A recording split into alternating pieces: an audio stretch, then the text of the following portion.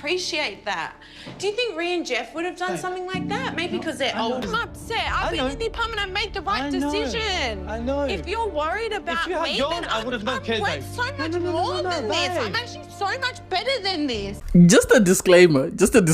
I don't know anyone on production. I want to say that disclaimer because yesterday in my review, I remember, if anybody else remembers, I said of the three couples that seem to be doing amazingly well, Jeff and Ray, Dave and Jamie, and Paul and Carina, my money is on Paul and Carina breaking up first before everybody else. And ta-da! Here we are. Anyway, hey there. Thanks for stopping by. It's your girl Valerie. Welcome to my channel. If you're new here, don't forget to subscribe, click the like button, turn on the notification bell for when I upload new videos, and definitely leave a comment.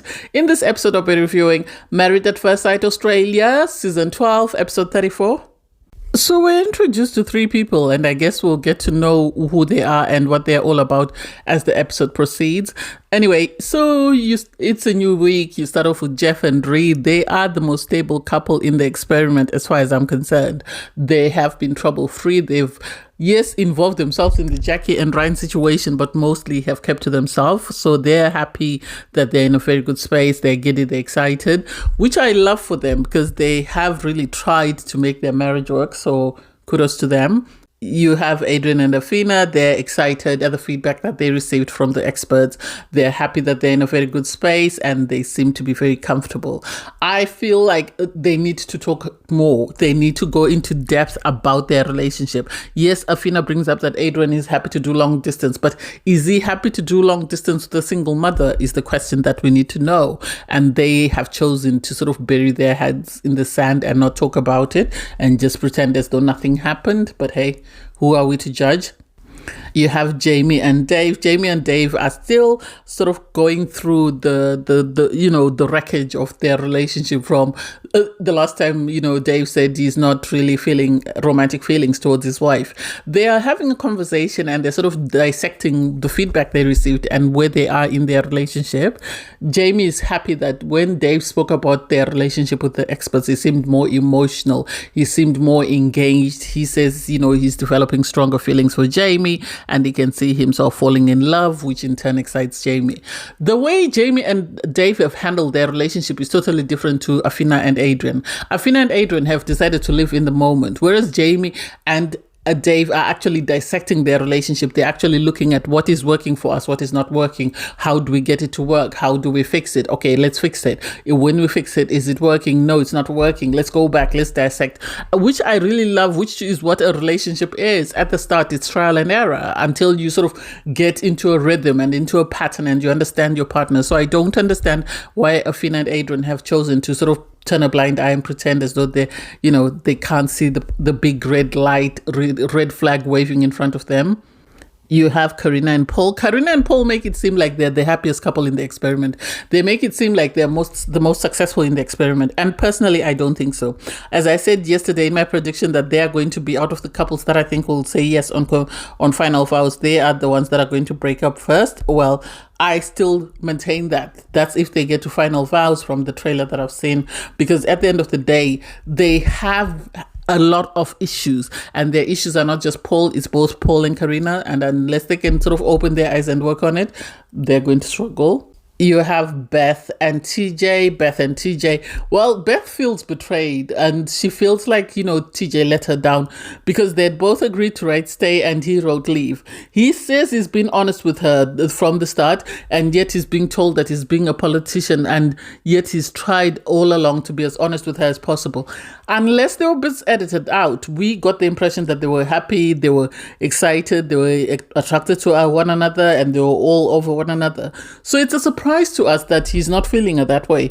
And I wish he could articulate exactly what it is he's not feeling or exactly what his concern is, but he's decided to sort of pretend as though, there's nothing there. You have Jackie and Ryan. Jackie and Ryan are living in separate apartments because Ryan has written leave and is adamant that he wants to leave. Jackie, on her part, is still sort of burying her head in the sand and hoping that she can continue to manipulate this man to get him to do and say whatever it is she wants him to do and say. So she's in her apartment sort of talking about the fact that he's refused to come back to the apartment and she doesn't know what needs to be done next in order for them to be successful. So she goes across to his apartment. He's in his apartment having his breakfast. I think the producers must have begged him to have a dialogue with her because he was actually taken aback when she knocked on his door. I don't think he was expecting her. So she walked in, sat down, and Jackie tried to use the waterworks. I'm not the only one who saw that. Please say I'm not the only one who saw that. She tried to use the waterworks to get away with whatever she did, because you said to her, you haven't accepted me from day one, so it's very difficult for me to stay in a marriage when I don't feel accepted in that marriage, when I don't feel valued or cherished. So what's the point in me staying here?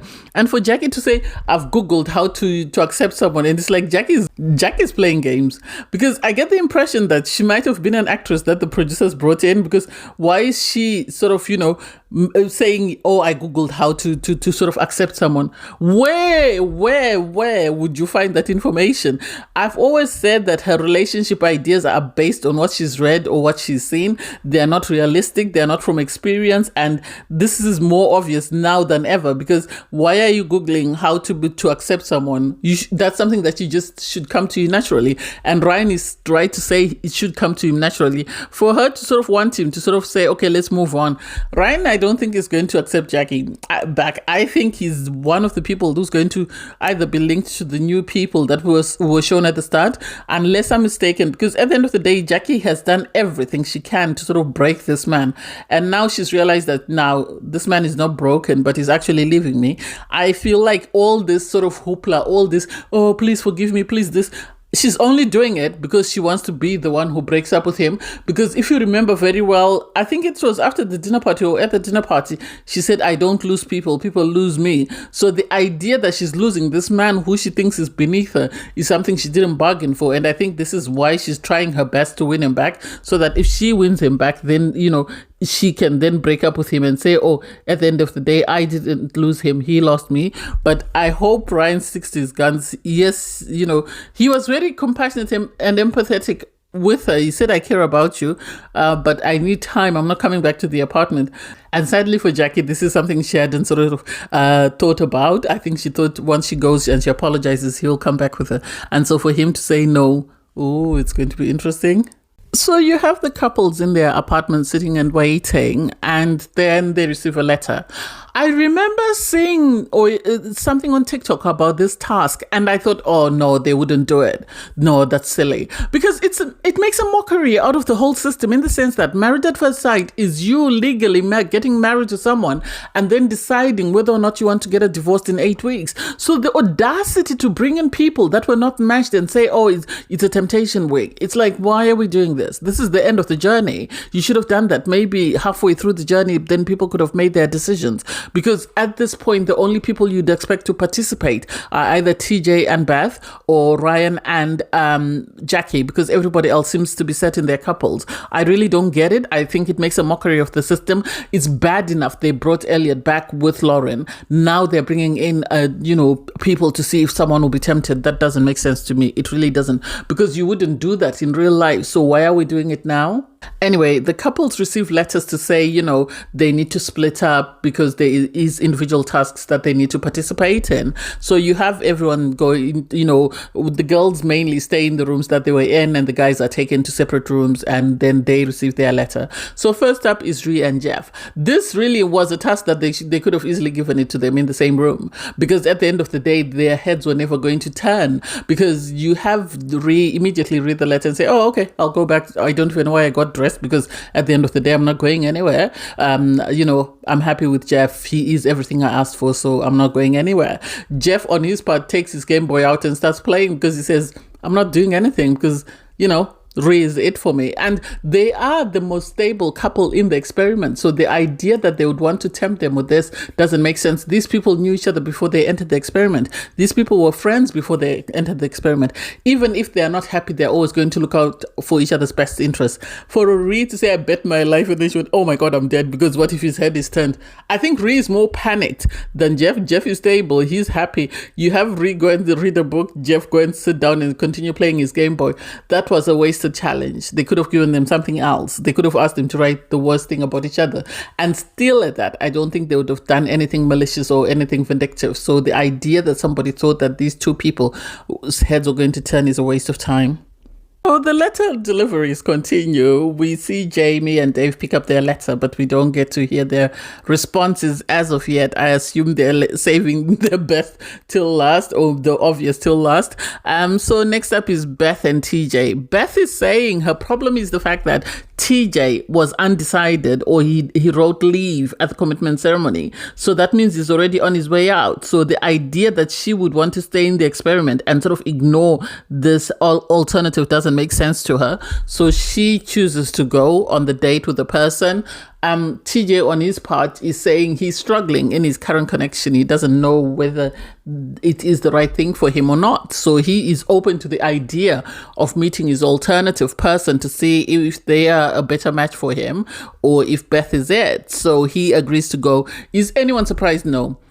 I think had this happened before he said he wasn't growing feelings, then we would all have been surprised. But now that he said he's not growing feelings, it's not a surprise to anyone, or it's not a surprise to me. Next is Carina and Paul. Carina is always going to play this, morals and values. Oh, my morals and values won't allow me because this is borderline cheating. And I think I have something very strong with Paul. And it's like, well, you think, but does Paul think the same way? Paul has already said you're a red flag. He's already said he's got the ick. So the idea that you are so sure that his head won't turn doesn't make sense to someone like me. I would be worried because this man has already said you've given him the egg. This man has already said he's seen red flags. So the idea that you're so certain just because he's always holding your hand or he's always kissing you, good for you, honey. Paul is next up. He knows for a fact, Paul, that he's gone off his wife. He knows that whatever she did or whatever she said put him off, and he's struggling to come back, and he's sort of playing this part of being a dutiful husband when it's not it. I have a feeling he's going to go on the date because he's standing there undecided before we go to break. His wife has already said, she thinks it's cheating. So I don't know whether he has this in the back of his mind, but he surely should think that she's going to react some way. She's going to kick off if he does go on this date. So we have Beth and TJ go on their dates with their new partners or prospective partners, and it's understandable that they would want to go on these dates just because they're both sort of struggling in their current relationship. Yes, you have Beth who has feelings for TJ, but TJ is sort of saying he's undecided. He doesn't know where he sits. I think he got the ick. Whatever gave him the ick, he's not saying, and I wish he really could say. And I think even with the new girl, he got an ick. If he didn't get an ick, I got an ick on his behalf. So you have Beth meet up with Oisin. He is 28. He's from New South Wales, but originally from Ireland. You can actually hear his Irish accent. And they really hit it off because they share the same banter. You had a sort of teasing him and sort of poking him and prodding him, and he really liked it. Well, she said he's good looking. I don't think he's as good looking as TJ. Sorry. I think no one in the experiment is as good looking as TJ. I think TJ is one of the most good looking guys this season. So I don't get it. You could see she was trying to be cheerful. He was flirting hard. He really was. Oisin was flirting hard. He really was trying to sort of leave a presence. And do I think he's a better match for her? No, I don't think so. I think because she's very outspoken, she needs someone who's laid back like TJ. I think TJ would be the best partner because he would balance her out. Whereas if she is very outgoing and he is very outgoing, then there's going to be a struggle to sort of come up for air or to speak because the other person is sort of overshadowing you. You have TJ. TJ went on a date with Tara. Tara is 31. She's from New South Wales as well. They both seem to be the same age as Oisin. She said a couple of things that sort of had my back up in the sense that she really likes him. She said he's good looking, and TJ is good looking. He said he's attracted to her. What he's attracted to, I don't get, because she seems more like she's had work done on her, whereas seems more natural. What gave me the ick was she said, oh, he sort of mentioned that he's half Greek, half Indian. And she went, oh, ethnic. I love a bit of ethnic. And it's like, what do you mean? So do you love him as a person, or do you have a thing for ethnic people? Is that it? It gave me sort of the vibes of someone who is only into people just because they're ethnic and not because the type of person that they are, because that's the impression that I got. I don't know what term you'd use to describe it, but she meant it in a complimentary manner, but to me it came across as a bit of an insult or as a bit of an ick, in the sense that she's one of those people like who only like people because of their background or only like people because of their ethnicity. That's the impression that I get. So I hope I'm wrong, and I hope she proves me wrong. Do I think she's a better match? No. As much as Beth has a lot of faults, I don't think she is a better match for him. Yes, TJ is attracted to her, but I think it's only superficial stuff, and with time it will fade. So the idea that she would be a better match for him, I don't get it. I really don't. I'm so confused. So TJ and Beth meet up after their dates to sort of discuss where they are and how they feel their dates went. Beth is saying that, yes, there was banter. Yes, she tried her best to have an amazing time, but there really was nothing for her. It didn't stand out. She really knows that, what she has with TJ is way better than whatever she could have had with Osin. And the problem is they've had weeks and weeks and weeks and weeks. Whereas with this guy, you just met him. Yes, he's tried his best to sort of woo you over, but he has struggled. He has struggled. So I get why she would say, no, it didn't work out. So she was happy to be coming back to TJ. And her hope in going on this date was she hoped TJ would feel the same way. He would be happy to come back to her and he would be over the moon. Well, TJ seems to have really liked Tara, because at the end of the day, he talked about her family. She comes from a large family. I was attracted to her, and it's like, TJ, that's a bit too much. You need to stop, because everything you're saying is providing more pain to the wound. And he said it didn't provide him with clarity, because the reason why he went on the date was he was looking for clarity.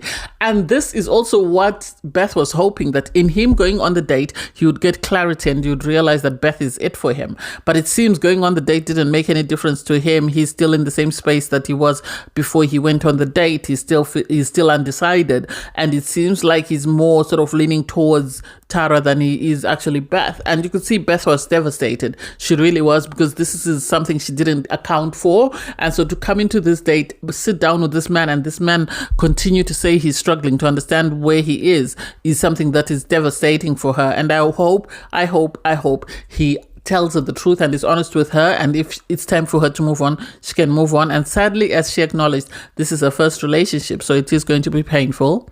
You have Ree and Jeff. Ree and Jeff, we all knew their heads were never going to turn. So when Jeff walks in, after Ree's been folding the laundry, you have him sort of try and pretend that he went on the date with somebody else because he was undecided. And you could see for a moment, Ree panicked, and then he just said, oh, I'm joking. And I love her confessional. She said, oh, he's a bad liar. There's no way he would have lied to me that he did go on that date, and I would have believed him. And his jokes were not as funny as he thought they were. And it's like, oh my God, that really hurt her, that he tried to make her believe that he had gone on the date and he felt something for his date. I love them. They're cute. Then you have Paul. Paul was set up on a date with Hannah. She's 32. She's from New South Wales as well.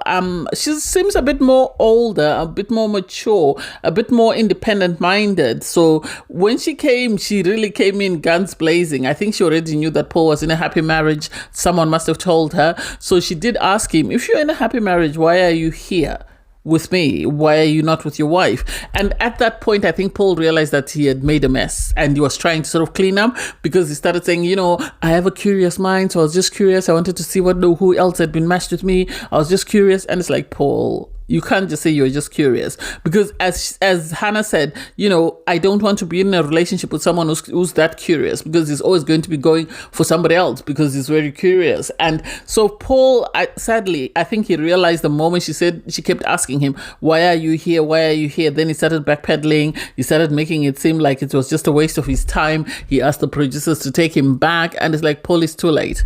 You've already done this. You can't lie and say it was your curiosity. You should have owned up and said, my wife and I have recently had problems, and I'm not sure, or I'm questioning whether my relationship is right for me. This is why I'm here. I want to see if she is the right person for me or if she's not.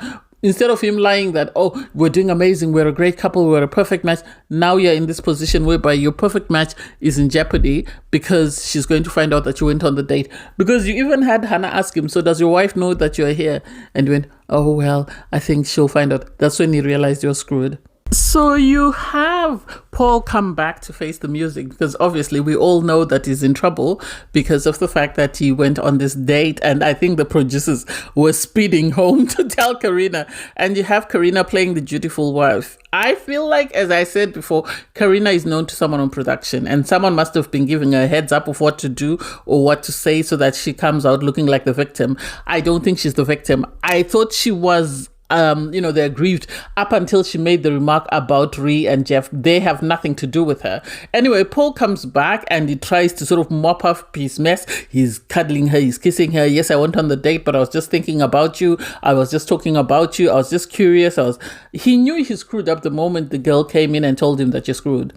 And sadly for him, there was nothing he was ever going to say or do that was going to get him out of that mess, because Carina was going to milk it for all it's worth. Because at first she was hugging him, waiting patiently, and I assume somebody must have winked at her or told her, okay, kick off. And then she started kicking off. Oh, she stormed out. She came back in. She swore.